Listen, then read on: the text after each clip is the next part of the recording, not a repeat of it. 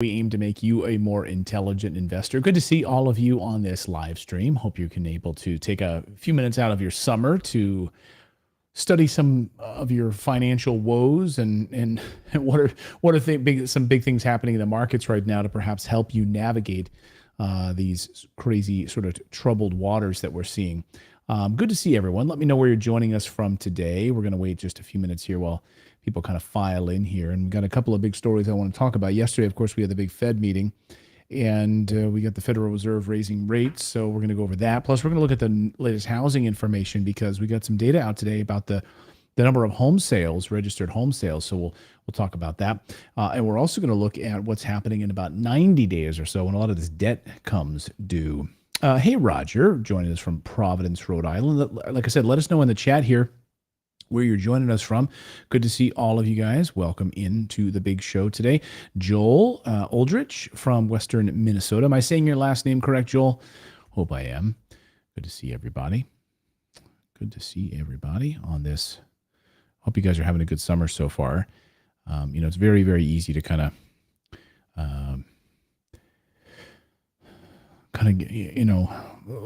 let this news kind of slip by and not really pay attention to it. Obviously, everyone's traveling and focused on some of the summertime right now, but there's a lot going on that's really important, what's happening in the monetary world right now. I think, honestly, I'm going to say this. 2023, I think, is a tipping point moment for our monetary system. And so, and I really believe that. And I see it happening both with what's unfolding with the BRICS nations and this unipolar order being shattered. But I also see what's happening in the United States with the devaluation of the US dollar. I see what's happening in the real estate market. But all of these things are tied together, guys. And so I think we're at a really interesting moment in global monetary policy right now. I think this is going to be really interesting as we move towards a digital ID. I did an interview earlier today with someone who's involved in this like crypto WorldCoin, and where you want to scan your eyeball in order to get some universal basic income. Just crazy. Good to see. I see Michael Burrito is in Utah. Michael Burrito and Michael, Utah. Joel Kalani is here from the big island of Hawaii. Nice to see you. Jane is in France. Good to see you, Jane, in France. Ryan Dolan. Do I have two studios? No, I don't. Well, I have a big studio here, and if I wanted to, I'm kind of building out different things in the studio here for different purposes, different utilities. So I can use the studio in multiple ways, but we have a big studio here, so I kind of have it multiple ways. William Mashburn in Fort Liberty. Corinne, hey, from Howell, Michigan. Good to see you, Corinne. Sean Pan from Fort D. From Fort Detrick. Are you? No, you're not in Fort Detrick, are you?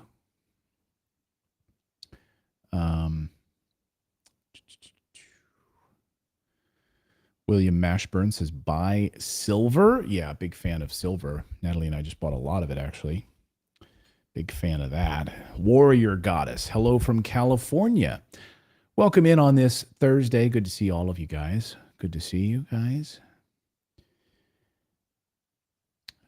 Kiru Gaming is here. Hey, Kiru. My son and I just launched a new gaming channel. It's a few months old now. It's called Art. If you're interested in gaming at all, it's something to take my mind off of the craziness of the world. And plus, it's just an excuse to hang out with my son. And it was his idea. So he's like, Dad, will you teach me some classic games? And I said, yes, I will. And he said, why don't we do a channel about it? And you can kind of show me some of these classic games. And I said, you got it, buddy.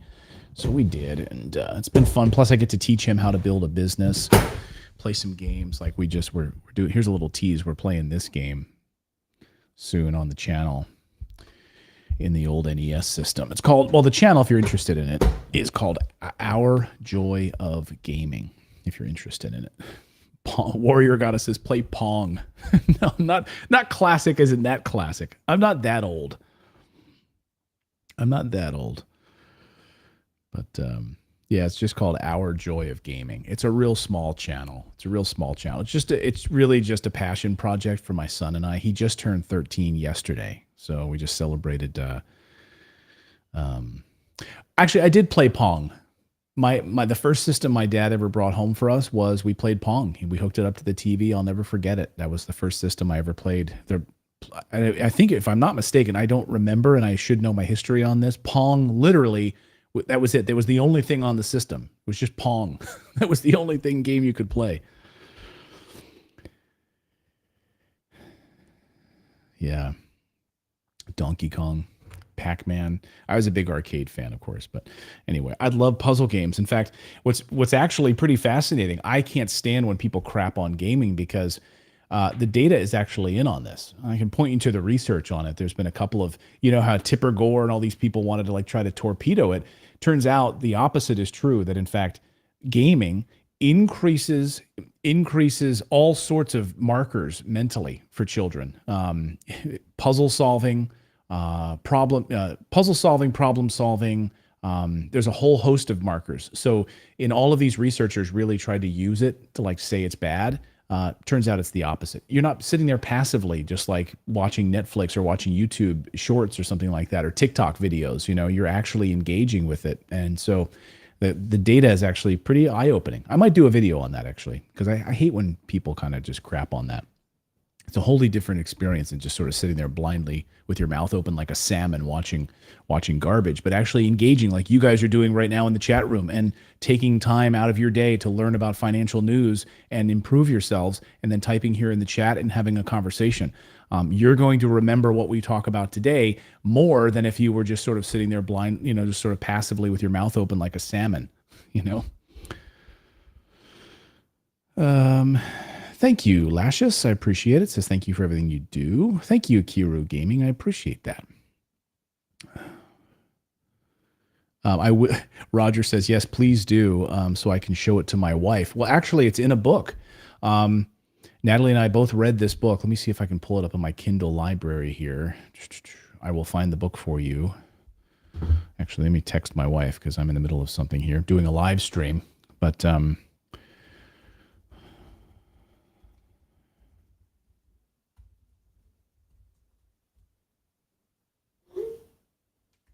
I'm just texting her to get the name of that book.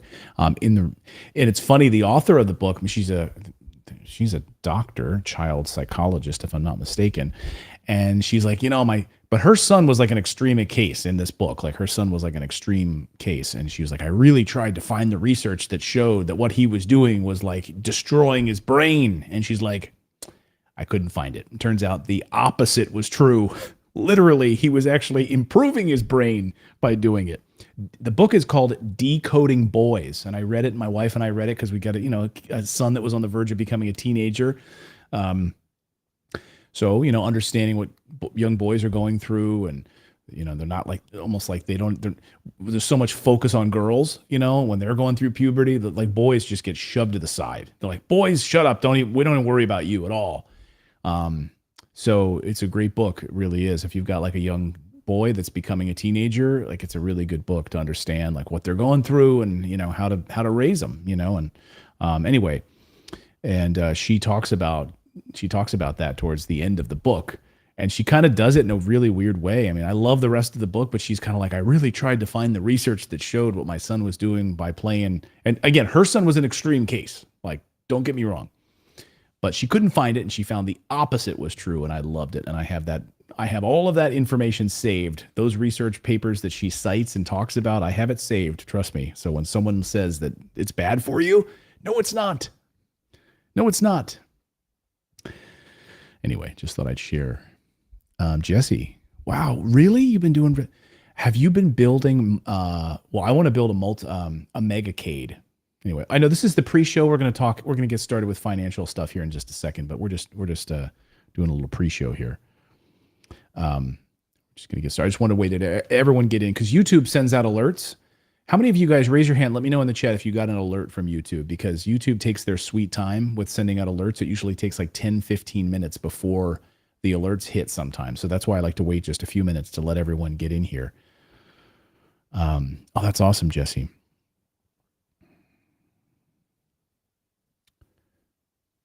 You've been building retro arcade multicades for about 7 years now. I've been trying to figure out how to expand my business because I've literally just been selling one a week, just staying afloat.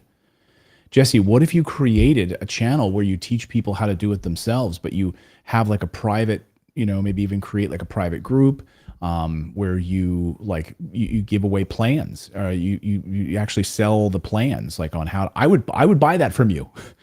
Like if you're like, here's all the dimensions, here's every piece of material that you need. I'm going to walk you through step by step by step. In fact, you could even structure it in such a way where you're going to take people through how to set it up and don't leave any stone unturned. Like make sure that when like an error message pops up on the screen, like let people know that's a common occurrence. And like, you got to click off of that, all of those things. Like put together like a package that you could sell for like, I don't know, $20 or $19 or something like that, like a PDF booklet or some sort of a tutorial on it. And I would buy that from you. I would absolutely buy that from you. And, here's the type of wood you need to buy. Here's the screws you need to buy. Here's the type of LCD screen you need to buy. Here are the parts you need to buy. And now we're going to walk you. You could even do a video course. You could put together a video course and just do your YouTube videos showing how you play them and build them and everything. And then, hey, by the way, if you're interested, I have an online course that I could teach you and take it to the next level instead of just selling one at a time. Think bigger about that kind of stuff, man. You've got a great skill that people would love to learn from.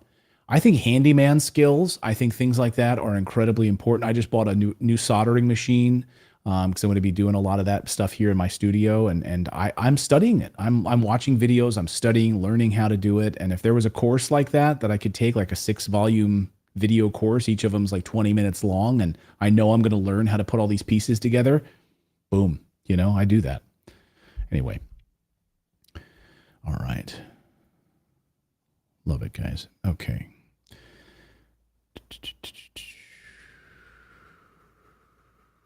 All right. Welcome, everybody, to Morris Invest. Welcome into the Investing in Real Estate channel. And this is where we teach you to become a more intelligent investor overall. Of course, we invest here in tangible assets, right? Real estate, gold, silver. These are the things that have sustained for thousands of years. That's what I invest in. That's what Natalie and I invest in. And there's a lot of things happening right now in the broader market that I want to talk about. Okay, we just had the Federal Reserve meeting, so we're getting a raise of interest rates. We also just got some new housing data, so we could be coming out of this housing recession on the residential side, and we've got some troubling news on the commercial real estate side. So here's why I'm a positive person. I could have literally labeled this video today, this live stream, oh crap, 90 days, real estate is about to collapse. But that's the commercial side. That's actually, we're going to talk about what's going to happen on the commercial real estate side. That's not an area that I invest in at all. I'm not a commercial real estate investor. I'm a residential real estate investor. On the residential side, so I'm a glass half full kind of person. On the residential side, we just got some great data. So I chose to give some positive news. I chose to label this video with great news and positivity because there's so much negativity in the world. However, I bet if I labeled this video negatively, we probably have about 300 people joining us right now live instead of the 100 people that are joining us live. I don't know why, but I chose positivity today because I think it's important. And I think there's a lot to really like about what's happening right now in the broader economy. So I want to talk about some of the big headlines here, some of the big news. Let's contextualize it a little bit, give you some information, not CNBC style information. I want to give you real investor information here, how I see it, how I'm interpreting this number. And then we'll open it up for some questions and answers. So just, any questions you have here in the chat room, please drop them in the comments and I will answer them live. We are live right now. So thank you guys for joining us. So first, let's talk about what we saw let's talk about the Federal Reserve. I think the top big headline here is what's going on with the Federal Reserve. We'll get to housing in a minute. All of these things are of course, interconnected as it relates to interest rates and mortgage rates. But yesterday, the Federal Reserve had their FOMC meeting. There's their 2-day meeting. And at the end of that 2-day policy meeting, they decided to raise the Federal Reserve basis point by 25 basis points. So it's a quarter of a percentage point. That means that we will see that going up to 5.5%. About 5.5% from 5.25%. Now, this is the highest it's been since 2001. Okay. So in 22 years, this is the highest the Federal Reserve number has been in 22 years. I should point out that if you watched my video last week, I specifically said that this was going to happen. I said, correct me if I'm wrong, but I specifically said that they're going to raise this rate. And I said it with 100% certainty. Wall Street insiders clearly pointing that was going to happen. And of course, we're seeing the CPI prints, consumer price index information, and that's how you could make this determination. This was going to be probably the last rate increase from the Fed, basically saying this is done. And Wall Street reacted. I mean, we're seeing Wall Street's numbers. They're in the green. They knew this was coming. GE is up today. I mean, all these big companies are up today. Why? Because the financial markets knew this was coming. This is not a surprise to anyone at all who's been watching this. It's completely priced into what we're seeing in the broader market right now. Now, what does this mean for your money? Well, clearly you raise interest rates. This is the federal benchmark rate then from which everything is based. Credit card rates, mortgage rates, car loans, etc. So yes, we are going to see an increase in rates once again. And again, this could be incredibly important, they think, for trying to tame inflation. But I think a couple of things are going on here. One, the job market has become steadier. So there's a couple of data points here. So you might sit back and say, okay, things are looking actually better in the economy right now.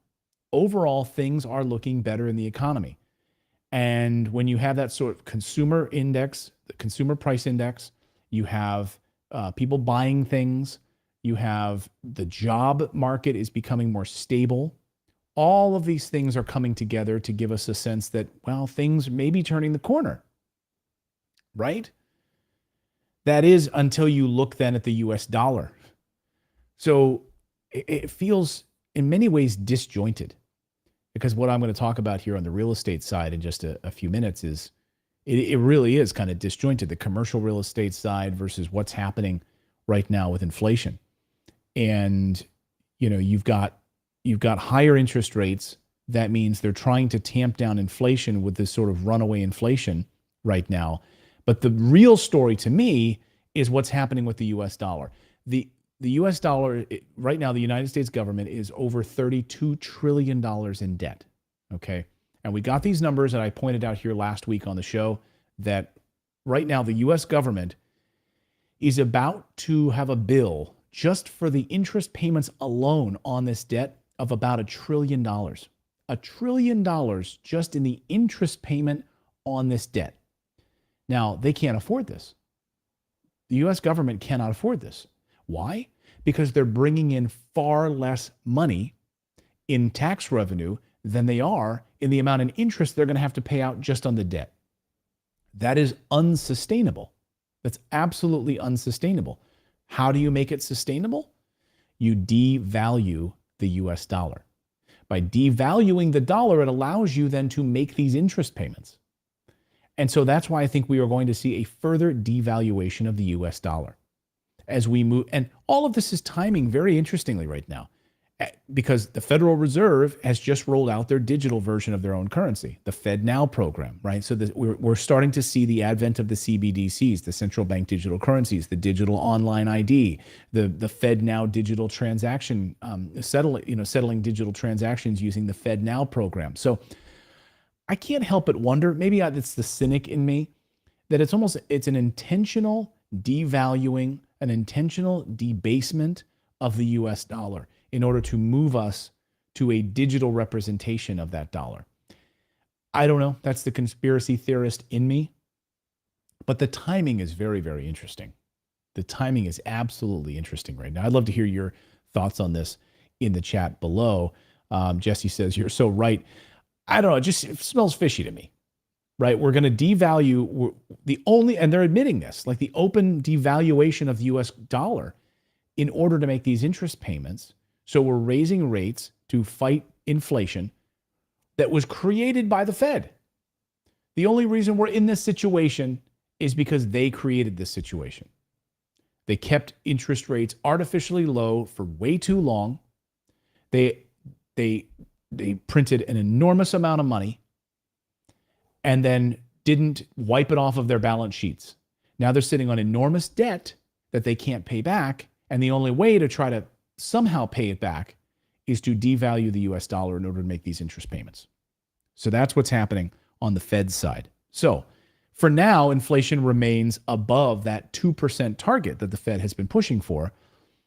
It's entirely possible that this could be the last hike in this cycle. So no more rate hikes. So what does this mean for you? If you think about this, this is the 11th, I think this is the 11th rate hike since March 2022. I just have to go through my notes here. Yeah. So what we're going to see is credit card rates going up when you have credit card debt now at record highs. So the United States of America has a record amount of credit card debt. That means credit card rates are going up higher. On top of that, making it even more difficult to pay back those credit cards. Mortgage rates are going to stay high. Right now, you're seeing about 7% mortgage rates right now. But it's interesting as we get into housing in just a second. So put a pin in that for a second. The average rate for a 30-year fixed rate mortgage right now is at 7%. Now, if you think about what we were in the early 1980s, we were at, we had 18, 19% interest rates for mortgages. And you think where we were in the 1990s. So in the 1990s, we had a housing boom in the United States during the Clinton years. But during those years, interest rates were much higher than they are right now. So during that period, we had a housing boom, but yet we had interest rates were actually higher than where we are right now. Some saying, hey, look, this is where interest rates probably should stay for mortgages. Maybe 5, 6, 7%, somewhere in that range. Probably never going back to that 2%, 3% range. Maybe those days have totally gone. Those are totally gone now. So maybe this is the new normal. And maybe that's why we're seeing some of this in the market. And since this coming rate hike is baked really into these mortgage rates, home buyers are going to be paying roughly $11,000 more over the life of their loan if you get a 30-year fixed rate mortgage. So this little bump up is going to be about another $11,000 over the life of the loan. Car loans getting more expensive as a result. Right now, a car loan is already at 7.2%. That's the highest it's been in 15 years. And that's why you're seeing, some of these car companies, they're dealing with like the higher prices of their EVs and all of these things and having to slash some of these prices because people just can't afford it. And they can't afford the higher interest rates as well. So they're paying more for these cars. And then you have this, you also have student loan prices, of course, are also going up. So you have this jump up in student loan interest as well on top of it. And Americans are drowning in debt right now, buying, of course, a lot of liabilities. So student loan debt, you could argue, is a liability. Unless you know the return on investment of that student loan, like okay, hey, 5 years or 8 years, or I don't know how many years do people go to college to become a doctor? Is it like 13 years? I don't know. If you know the return on that investment, that okay, then it's going to take me 7 years of working at the hospital to pay back that student loan. And I know that return on investment. And then after that, it's paid off. So 7 years of solid work, working at the hospital where I won't make any profit. I'm just paying back my student loans. And then anything on top of that, I can actually have as take-home pay beyond that point. So if you understand the return on that investment, great. Then college makes sense. Then that degree in the United States makes sense. But otherwise, you need to understand the ROI. Like, I'm going to art school. Great, you're going to art school. What's the return on that investment? I don't know. I don't know what I'm going to do after art school. Oh, okay. So you're going $80,000 in debt and you don't know how you're going to pay it back? Okay. Call me when you figure that out. Let me know what the ROI on that is. So car loans, student loans, right now, a lot of liabilities are piling up, and credit card debt, and these interest rates are going to go up. Okay. So, but the good news is this looks like the last rate hike for a while. So we now know that the Fed is basically admitting here, we're out of options. We have nothing else to do. We can't do anything more. Now we just have to sit back and let this inflation run hot for the next year and a half. And these rates are going to be high for the next year and a half to 2 years. So that's where we are, guys, right now. What you're seeing right now is what we're going to be having for probably the next year and a half to 2 years. Higher interest rates and inflation still running pretty hot for a number of years. The reason it's going to run hot is because it's intentionally hot. And the Fed needs it to be hot in order to devalue the US dollar in order to make these interest payments back on the debt that they owe. That's why, again, I'm incredibly bullish on real estate. I'm incredibly bullish on gold and silver, actual tangible assets that are not tied to the US dollar in that way, which are a hedge against inflation. That's why you're seeing that right now in housing. So let's get into housing here in a second. First, I want to tell you about our sponsor for today's live stream, which is our friends. I want to tell you about our friends Lear at Capital. Lear Capital because Look, Natalie and I I are just big gave you all of the investors reasons in why precious metals. owning Yes, we precious invest in real metals is estate, incredibly but a big portion important. of our Natalie and I are big portfolio fans are in of precious owning gold metals, and silver. We just doubled silver down and because actually of what's bought a lot happening more to the silver US right dollar. now. It's no secret if you're Silver tuned is in, then you incredibly need to cheap know that compared to its experts are all-time predicting a high. I big think it's about recession half of headed its our all-time way. high. One And of economist course, it's just used said, in just about "This is every the component beginning you of can the think of end for the US electronics dollar." So if your savings that's out there accounts are tied from to the your US dollar, smartphones to all of look the out, solar folks. panels and Please, all of please these things that we're protect continuing to yourselves. push for this And we are EV devaluing society the right US now. dollar faster But our than friends from ever Lear Capital before. can actually get And you last year was set up terrible for most investors. very, very simply but 2023, with 2024 a could even gold be and worse silver kit unless you're smart out and you for have free. a portion of your assets So again, in all you precious need to metals, do is other call hard Lear assets, Capital, and I'll tell you like what to do. gold, Just silver, they and love real talking on the estate. phone like we do. And that way with you our can team. protect your If you call their financial 800 number, future guys, write as this these down. other Just write it investments down. start to collapse all around other people. 1-800-450. So if you want to invest in 1008, gold, our friends at Lear you Capital can get a free gold you and set silver up and start kit, purchasing and precious metals. you'll see if it's right for you. Now, Like Natalie and I, part of your I'm not saying IRA put or all of your. 401k Well, I'm not telling you what to into do gold with your and money, silver but IRA. It's you know, very, if very you simple take a to do. portion of your You can call portfolio them. and They actually love put talking it to people on the into phone, so you can see if precious it's a fit metals. for So you. if you've Give got them a call $1,000 today. sitting in a savings account right now, 1-800-450 put it into precious metals.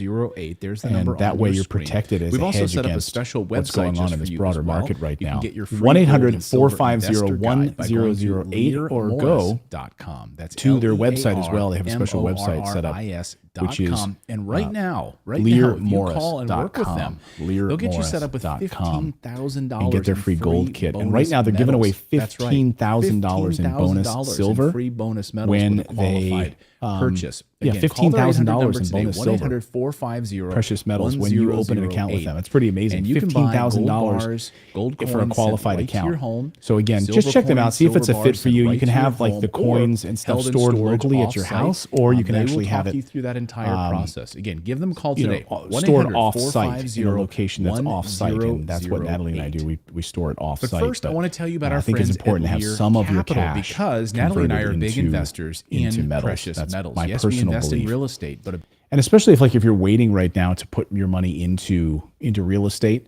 and you want to have a portion of that working for you that's protected against what's going on in the broader market, keep some of that on hand in precious metals, keeping gold and silver as a hedge against inflation. And then you want to use that capital to maybe invest in real estate.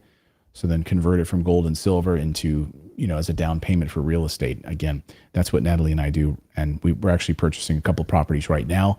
And we're converting some of our precious metals to be able to do that and to be able to purchase real estate. So up to you, but I would totally check them out. So thanks for supporting the show. We'll have a link in the description as well that you can check out. All right, let's talk about housing now.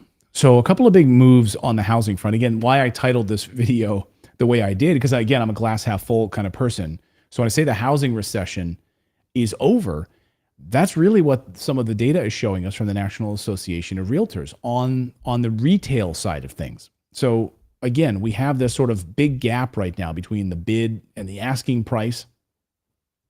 And there's a lot of variation between those things. But right now in June, pending home sales registered a nice increase over the previous month. That's the first increase since February, which is a positive sign. Again, according to the National Association of Realtors, beating estimates of a 0.5% drop. And that follows last month's negative 0.25% drop.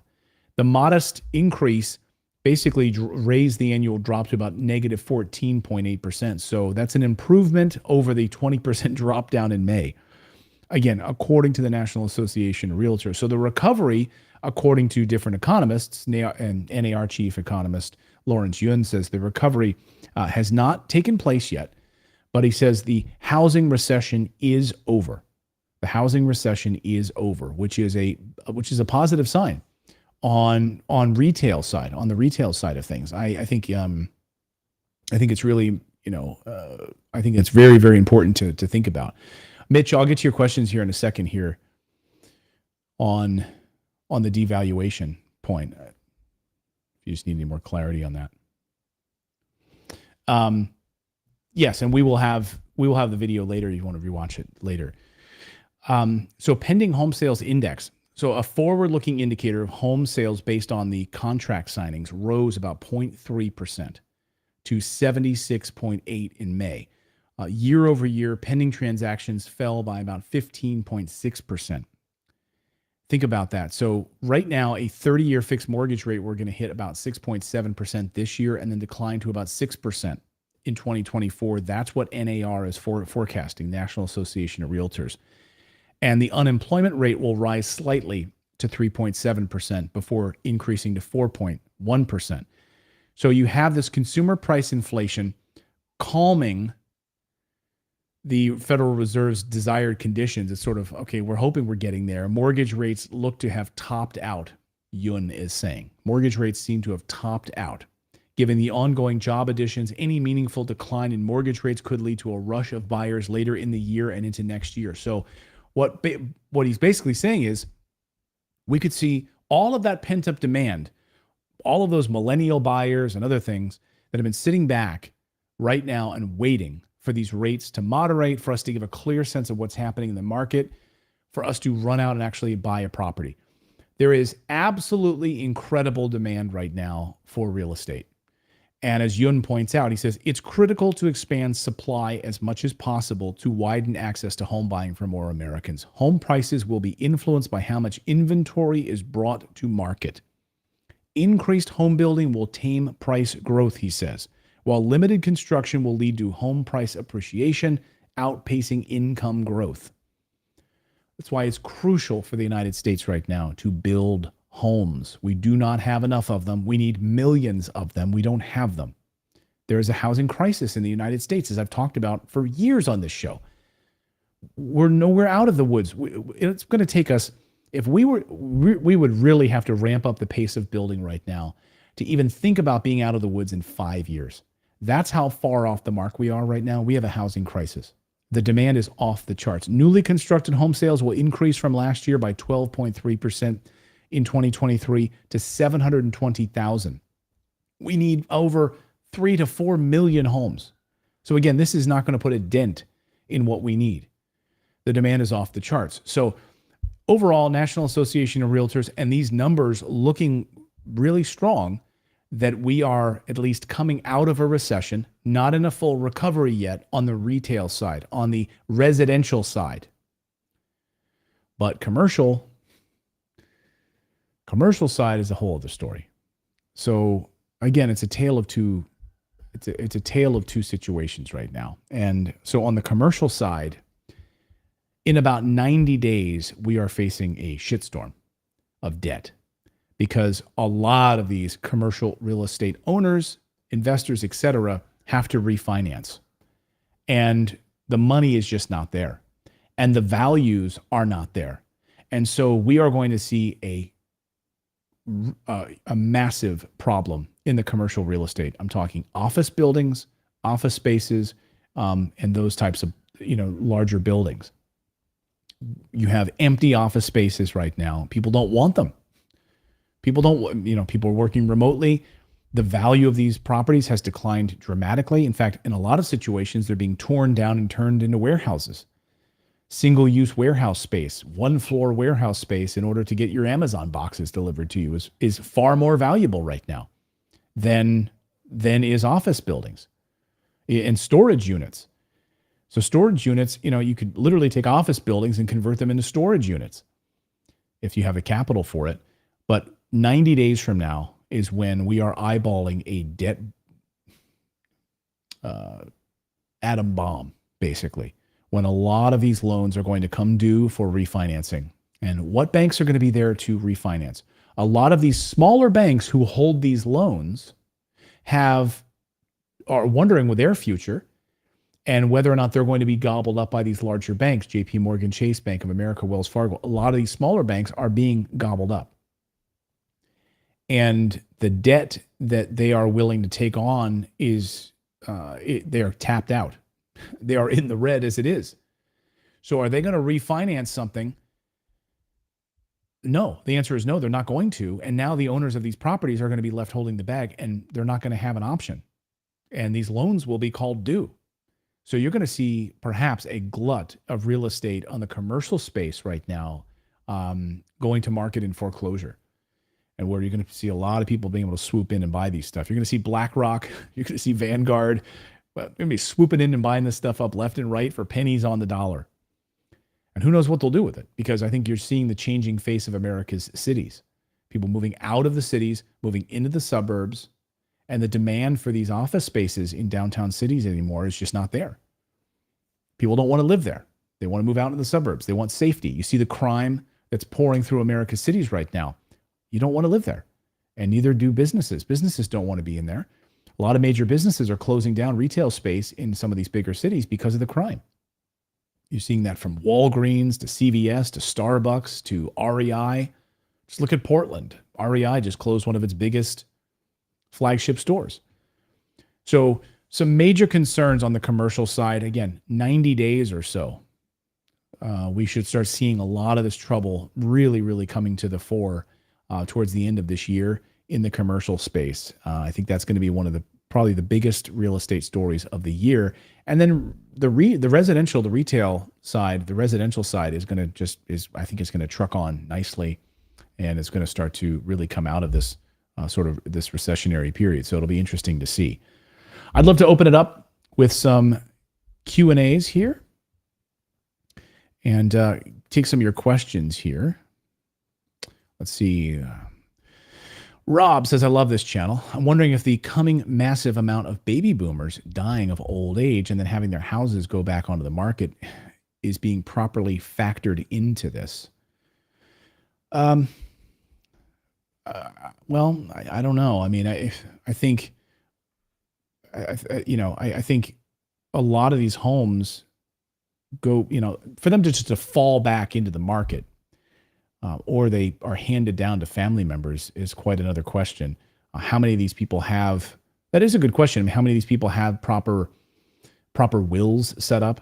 One of the I should say this. One of the worst things that you can do is to not have a will set up in your family, because as a real estate investor, I've watched these families be torn apart over their properties going into probate.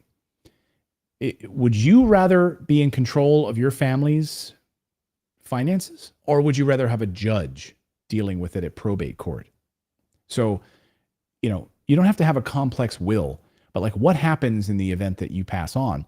What family members get access to your properties, your homes, and how is that handed down? Like, a very, very important. That's a great question, Rob. I don't know the data on what the factor of baby boomers losing their homes and then them going back into the market. It's a great question. Let's see, William Mashburn says 10-minute cities coming to a place near you. Yeah, for those of you that aren't familiar with a 10-minute city, or really really started with the term, itchy nose, 15-minute cities. 15-minute cities, of course, are designed to really control you in many ways, keep you in a 15-minute zone. Everything that you need is within 15 minutes of walking.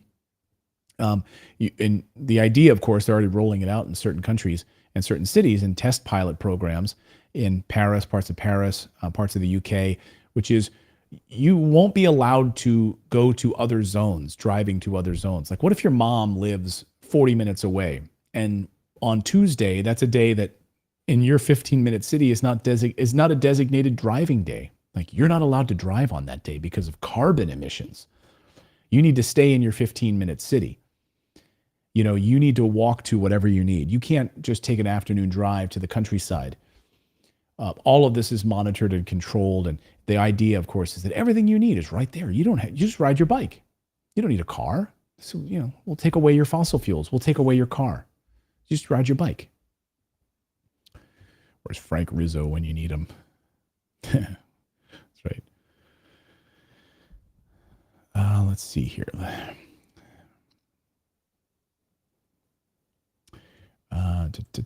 Someone says $3,000 cash buys a home in many, many, many other countries. Yeah, but would you want to live in those many, many, many other countries? Do I have an opinion on XRP?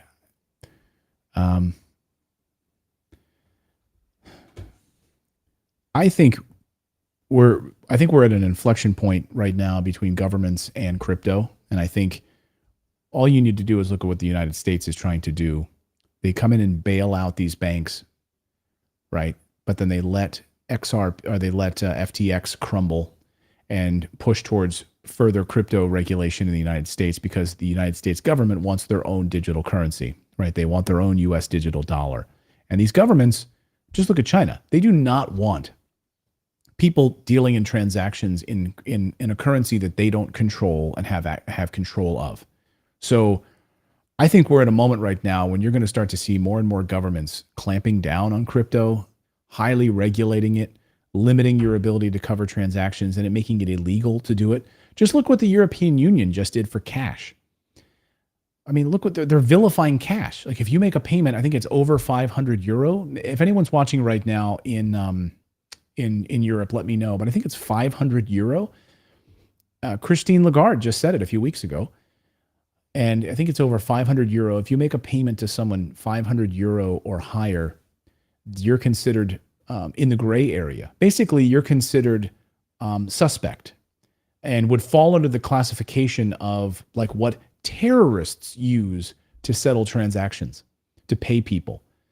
So if you had like a gardener that was doing work on your yard or something like that, and you wanted to pay him in cash, sorry, over 500 euro, that's criminal. You really are not allowed to do that. And Christine Lagarde even admitted, I think she wanted to get it down to as low as 300 euro cash. You can't pay more than that to anyone to settle transactions in cash beyond that amount. Oh, that's coming to the United States, folks. Like, get ready. The death of cash is coming. OBX Arms says, by the way, notifications for this channel are not working. Okay, so when you subscribe to the channel, make sure that you've turned on the bell notification and you hover over the bell, and then it'll give you additional options when you hover over it on desktop. I don't know how it is on mobile, but you can turn it on for like when we go live. Let's see. Yeah, ESG score is keeping you in check. Exactly, William. Yeah, this fake ESG garbage.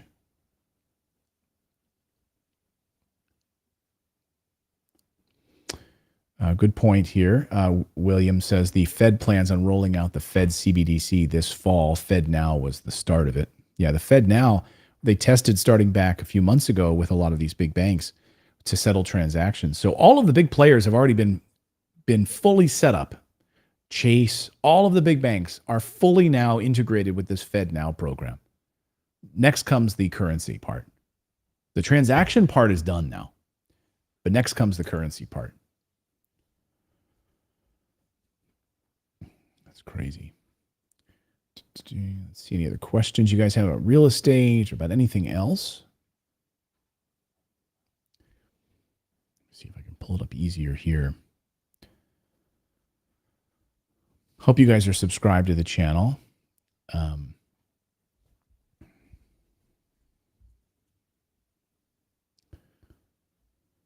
6 banks will be left. Yep, that's right. Yep.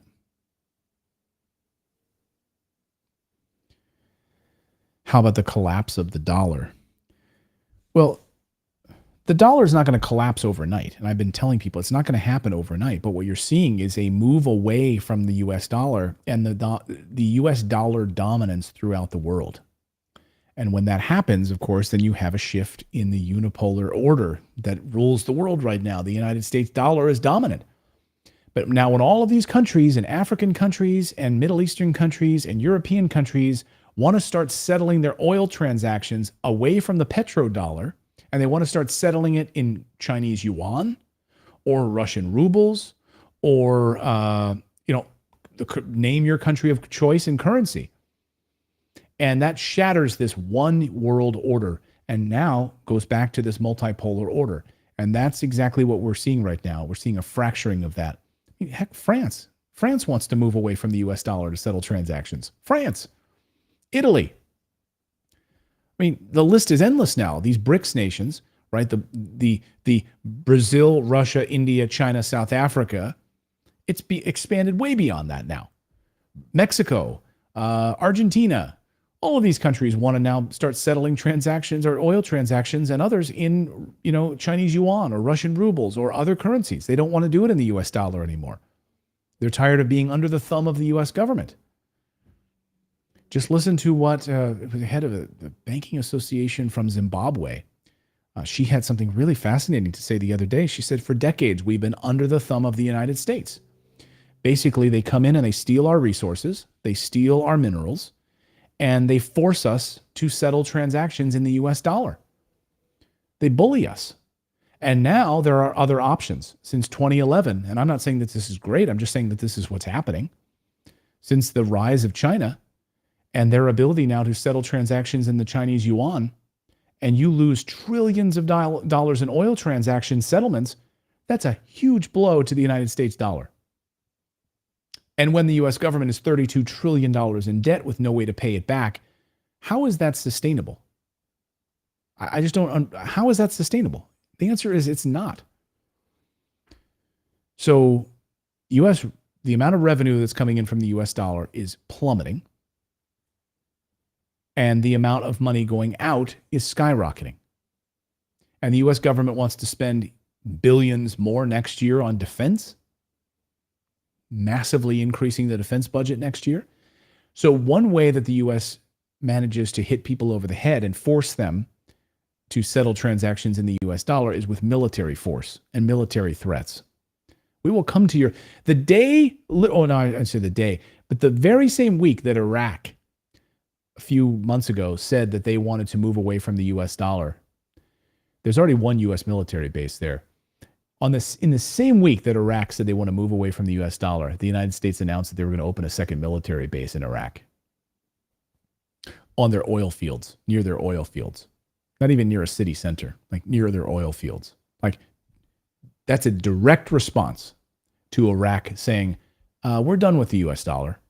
Oh yeah? Okay, we'll open a military base in your backyard. And you don't want it. Why do we have multiple military bases in Syria?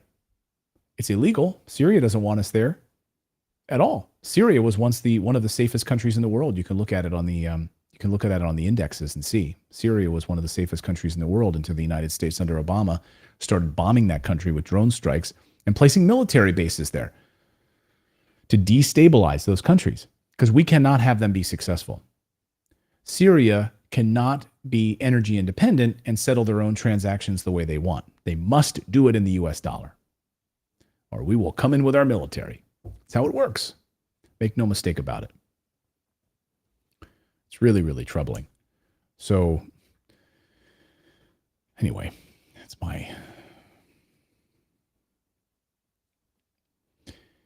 Mitch wants to know, how will they devalue? Let's put this up on the screen here. How will they devalue currencies? Well, one way you devalue a currency, why don't we go back historically to how the Roman Empire devalued its currency and then look for parallels. I'm a history major, right? So I want to look for parallels and how it's been done historically to what's being done right now. So look at the Roman Empire. Through massive imperial military expansion, okay, you seize more and more territory, okay?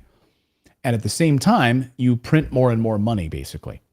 You print more and more money to pay for your massive military expansion, therefore devaluing the currency. And that's exactly what the United States is doing. Massive military expansion, over 950 military bases around the world. The United States has more than 950 of them now around the world. Massive expansion of the military budget, the military industrial complex. And this idea, America loves to pretend that we're not imperial, like we sort of crap all over like the idea of the British colonies and so forth, right? Those colonialists, we're American. We don't do any of that. We do it. We just don't call it that. What we do is we come in and we sort of we occupy you without taking over and claiming the territory. So we come in and we steal the resources and we build military bases and we tell you what to do. We destabilize your country and we pilfer all your resources and so forth. And we try to set up military bases using them as staging grounds to be ready to attack other countries. And we force you to settle transactions in the US dollar. But we don't take your territory, so we're not colonialists in that way. But we absolutely are imperialists. That's exactly what we are. So when you look at exactly what the United States is doing compared to the Roman Empire, there's direct parallels. A military expansion, seizing territory, building military bases, printing money to cover the military expansion. And the only way you continue to build, it's like a giant like Ponzi scheme, really, because there's no money there. Or it's more like a pyramid scheme, I guess, because there's really nothing there. The United States dollar is only backed by debt and the U.S. military. It's not backed by gold. It's not backed by silver. It's not backed by commodities. And so the only way to bring down and actually be able to pay for and afford these payments to get your debt under in alignment is by devaluing the currency to afford the interest payments on the debt. So then you look at the BRICS nations, which are using a gold-backed currency, minerals and resources. That's why China has been buying up as much gold as they can. That's why Russia has been buying up as much gold as they can, because they're basically building their currencies and their system around these precious minerals and commodities, oil, salt, things that are pulling out of the ground. And the United States is not. And the United States dollar is backed by military intervention, military muscle, and debt since Nixon took us off the gold standard in the 1970s. So we're not on gold anymore. So what are we backed by? We're backed by the size and scope of, the United States military threatening. That's really it, sadly.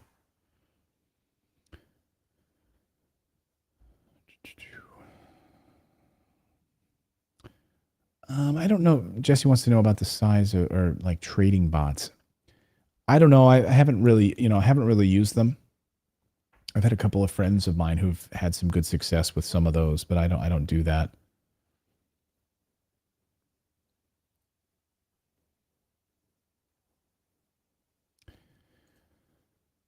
Roger says, I could see the dollar being devalued, but at the same time, these other governments aren't as predictable, stable as the United States. Yeah, it's a good point, but I don't know. I mean, look at Russia. Look at China's growth over the past 20 years. Look at the massive expansion of the Chinese middle class. Went from having no middle class, and in 20 years, I think 46% of their country is now middle class. That's like unheard of. Even my friend Tucker Carlson was like, because he and I disagree on some pieces of China, on some of the, and certainly on some of the warmongering stuff around China. I'm just not when you read about it, you understand that there's a lot of lies being told about China to create fear in the marketplace against China. But the one thing that he absolutely agrees on is like, it's unbelievable how China has expanded the middle class over the last 20 years. But I think the United States has a facade of stability. And I think there's only so long that facade can take place before you really start to see the cracks. And it only takes like one or two big partners and allies to say, we're done with the US dollar. We are now going to trade our oil and settle our oil transactions in yuan. and then the fissures, and then it's very hard to put that water back in the dam. Once the dam starts to break, then it gives cover. Once you have some of these big people saying we're not going to do it anymore, it gives cover for some of the little guys to come out and say, I don't want to do it either. I don't want to do it either.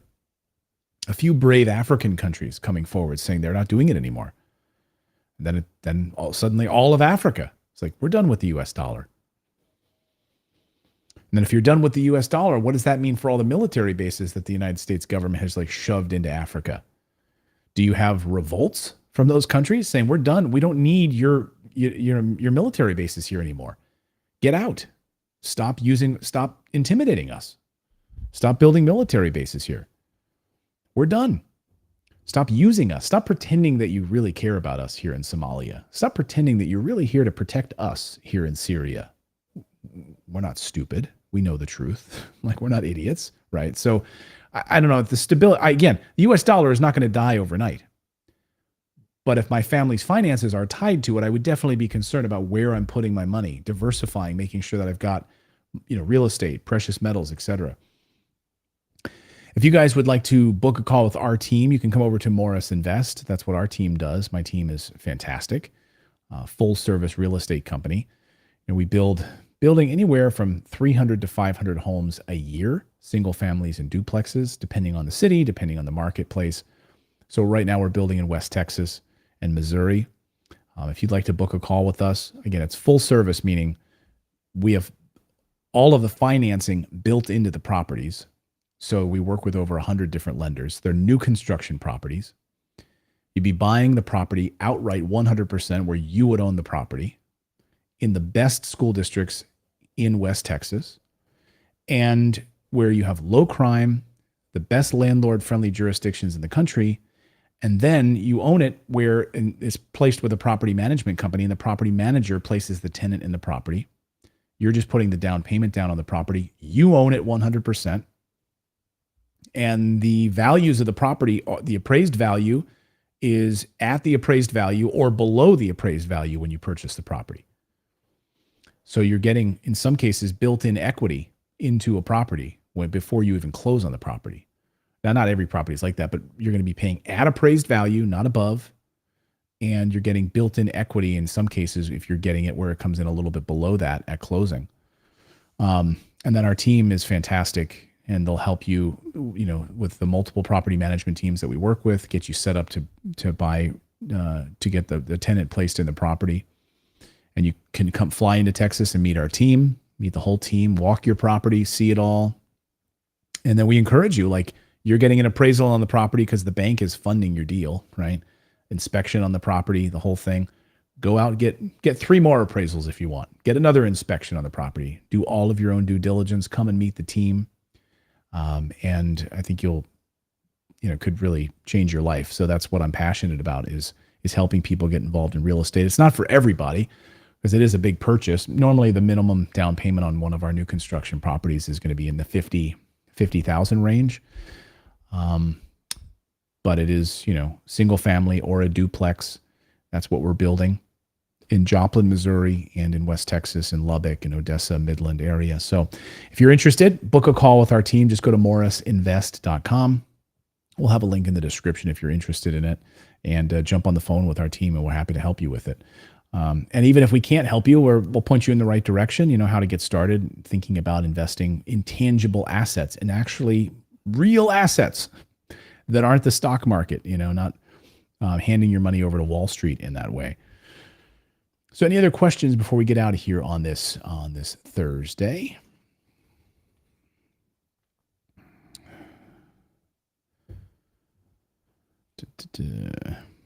William Mashburn says, yeah, we need to audit the Fed now.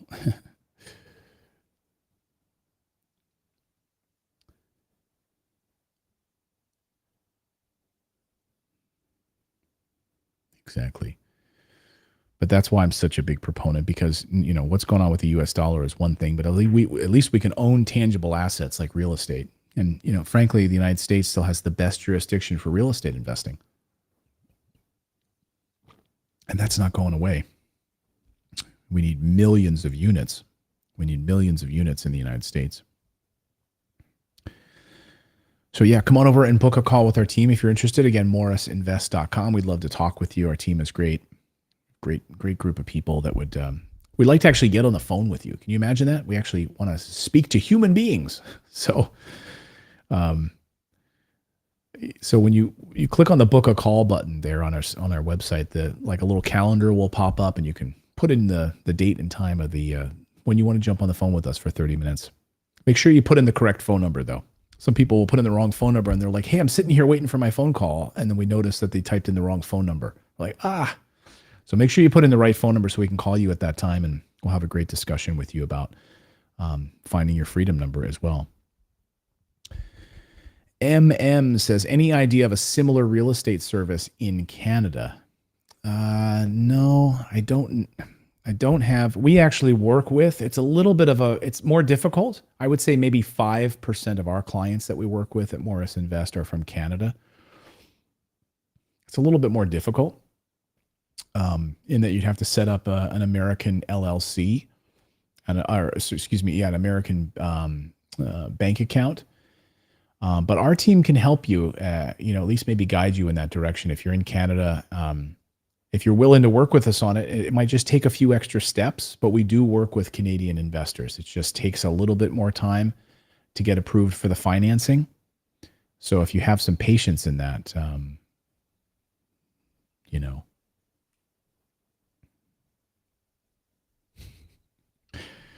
Arthur Rogers says, real estate is doomed, just buy Tesla stock. Right. That's the thing. That's the beauty of investing in real estate is it has sustained as an asset since Roman times. Romans were real estate investors. That's how far back it goes, and gold and silver. So the track record of owning physical real estate is unmatched. And there's frankly nothing better in the tax code than real estate, the tax benefits that you get from owning real estate. So there is frankly nothing better. And it's sustained for thousands of years. So when you have this sort of crazy turmoil of the US dollar and ups and downs, owning a tangible asset like real estate is a hedge against that craziness. We're seeing it over the past 2 years. We're watching it happen right before our eyes right now. So, all right, guys, thank you guys so much. Thank you guys for joining us on this Thursday. I hope you found this enlightening. There's a lot of news going on with both the Fed and these housing numbers. Thank you guys so much. And we'll do another live stream next week if you guys set that live bell and notification there. And we will be back next week. And yeah. Thank you. The ether between us. I'll put this one up. I like this. You guys always drop really good comments right before I'm about to leave. Here's what the ether between us says. Wild that the recession is being dubbed erased. Yet it's not even begun. Won't happen until inventory increases. Interest rates really have little effect. Yeah, I'm telling you what the National Association of Realtors is saying based on these purchases and saying that, they're saying we're out of this recession. They're saying we're not in a recovery. And this is on the residential side. This is not commercial. Again, I don't know if you tuned in late, the ether between us, but we went over all of the commercial problems that are about to hit in about 90 days. But we do not have, it's going to be years till we're able to try to get caught up with inventory. We need millions of properties and we don't have them. We have a housing crisis because we have a lack of inventory in the United States. So thank you guys so much. Thank you guys so much. Really appreciate it. Much love to all of you guys. And we will be back here next week. Thanks for joining us here on the stream for Morris Invest.